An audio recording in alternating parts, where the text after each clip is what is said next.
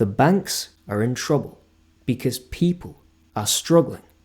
They're struggling to make ends meet. They're struggling to pay their monthly bills. Many people are now getting laid off. Businesses are starting to close down. Many of them are closing down permanently. And the economy is taking a massive hit as a result. Now, while it is a waiting game to see what happens, one thing I can tell you, the writing is on the wall for a lot of these banks, and we will be taking a look at exactly what dangers they face, what dangers the economy face going into 2025. So we'll take a look at all of this, but before we do, it takes just 2 seconds. If you enjoyed this video and you enjoy these kind of updates, please do consider hitting the like and subscribe button down below. And without further ado, let's get into it. Now, according to many top economists, what they're saying is don't leave all your money in one bank. Spread it around all over the place, because many banks are either facing or on the verge of collapse. Just have a look at this. A report posted on the Social Science Research Network found that 186 banks in the United States are either at risk of failure or collapse.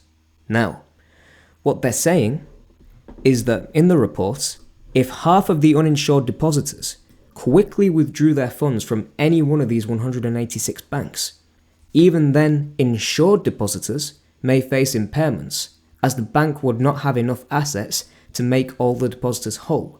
Basically, the bank wouldn't have enough money to honor the obligation of meeting the balance in the depositor's account. Because if they lose all the money in the bank and depositors are still waiting to receive their money, if the bank's not got any money left, then essentially they've gone bust. But that then begs the question, why do the banks not have enough money?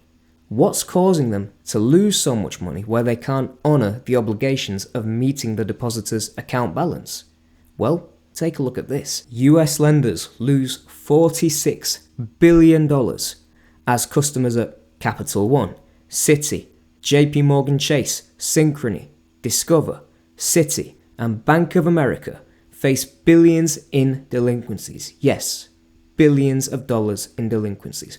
Delinquencies being when a borrower misses a payment. So essentially they're making a repayment, but they're making it later than when it was due. So if you were meant to repay a loan on the 1st of every month, but you ended up making one payment on the 15th of that month, well, you're delinquent. You've made a late repayment. Now, why is it such a high number? Why is it $46 billion? Well, if we look down here and have a read of this, defaults on credit card loans are skyrocketing in the US.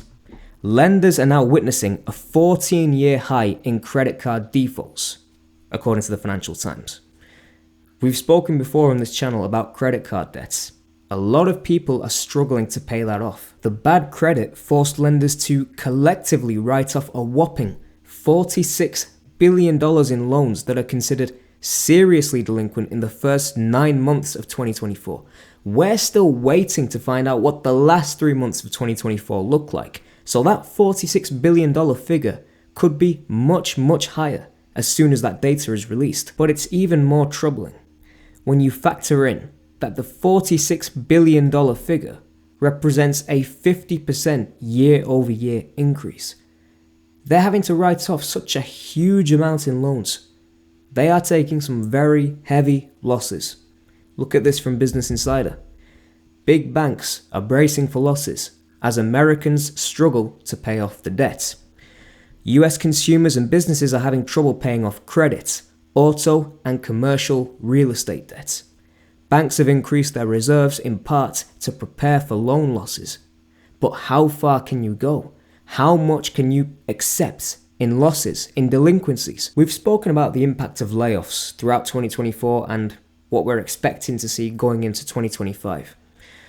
Put simply, the fact of the matter is, if people are getting laid off and they have debt issued to them, if they don't find another job to compensate for what they lost, then they can't make payments on the debt that was issued to them. They can't pay the debt back. But it certainly doesn't help when things like mortgage rates in the United States are now shooting up as well. But it's not just the mortgage repayment that needs to be worried about, by the way. You also have home insurance, property taxes, general repairs and maintenance. There are so many different things to pack into this. But as far as the mortgage rates are concerned, they have increased for the 4th straight time. They're now up to 6.93%, remaining at the highest level since July. Now, the Federal Reserve has slowly been cutting rates, but if inflation takes hold and starts increasing the prices of goods and services at a rapid rate, then the Federal Reserve can't simply continue to lower the rates.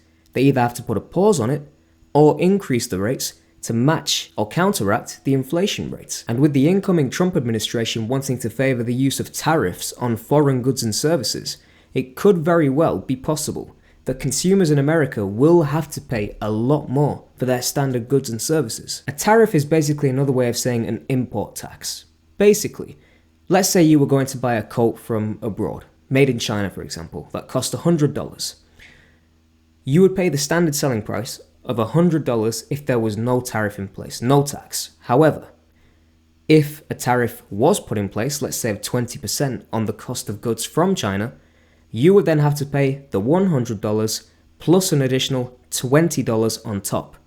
So, it would cost you $120 to import that coat into the United States. Now just imagine that's the scenario for fruits, vegetables, meat, grain, everything in your local supermarket. If the vast majority of it is from abroad, then consumers in America will be paying a lot more for their typical goods and services, meaning inflation will go up, and as such, the Federal Reserve will either have to pause or increase the interest rates. So if people are struggling to make ends meet, and the delinquency rates are now going up, rest assured, the bank will want their money back.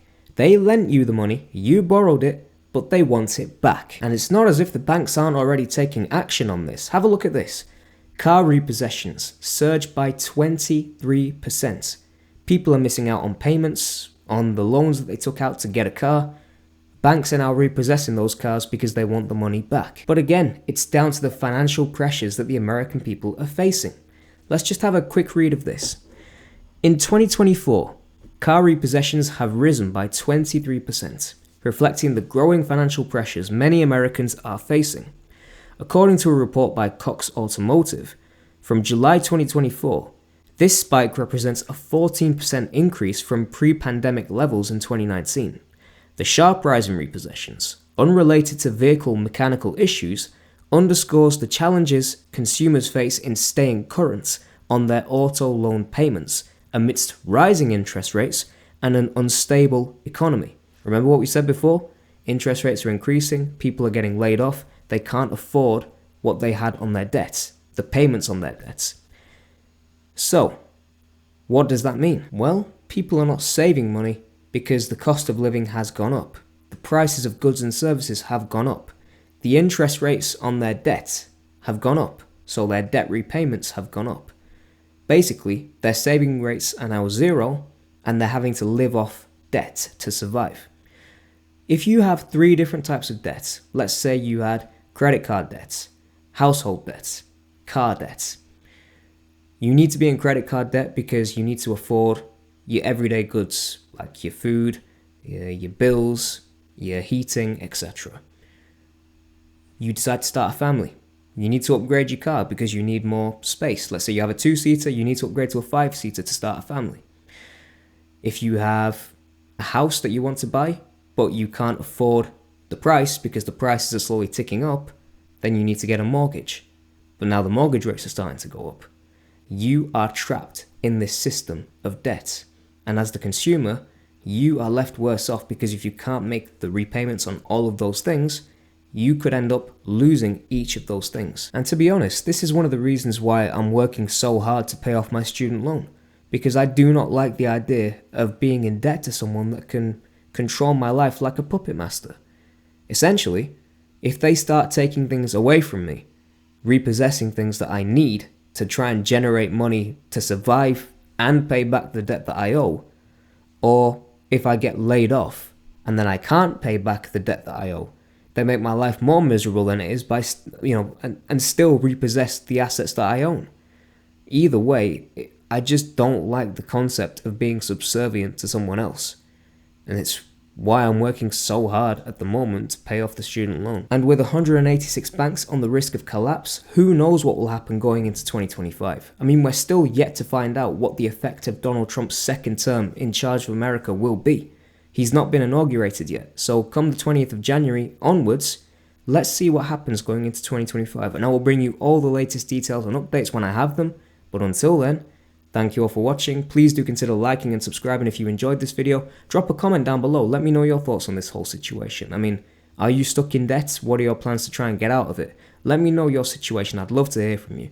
But until the next time, see you all later and take care.